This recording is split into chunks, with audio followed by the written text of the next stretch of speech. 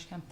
Good, yeah. I think obviously a new coach, a lot of new plays to learn, and I think there's a lot of homework being done by a lot of players just to get organised and make sure those calls are second nature to us. That's been a big part for me, you know, just trying to get those new calls in my head and making sure I don't have to think about them too much on the training pitch. So I think most of the squad are doing that, and I think we had a day off yesterday and come back and we're a lot fresher and we had the calls in our head, and this morning's training session went really well.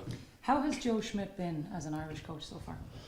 Good, yeah. He's obviously a coach that I haven't worked under before, so I'm kind of paying a little bit more attention to him. He's very detailed in his approach, you know, and he puts a lot of pressure on players to know their calls. And you know, if you don't know a call, it's your responsibility, and he puts that on you, which puts pressure on players. And you know, we probably don't get as many reps as we used to in training, so that puts more pressure on you to get things right first time round. So that's been the main difference so far.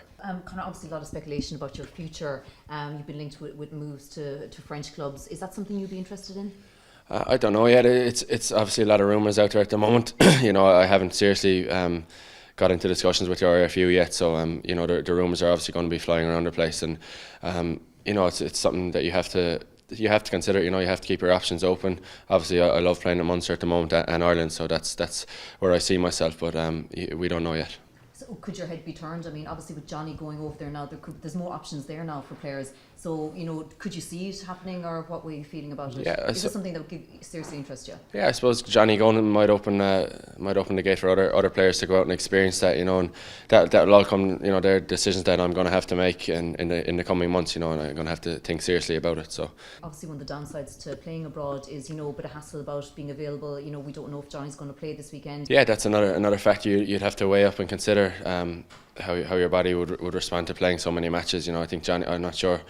I think Johnny's passed 10 games already this season, so that's another factor you'd have to consider. And after the Lions, Conor, obviously you're one of the stars of the tour. You know, what does that do for you confidence-wise now, coming back, putting on an Ireland shirt now again?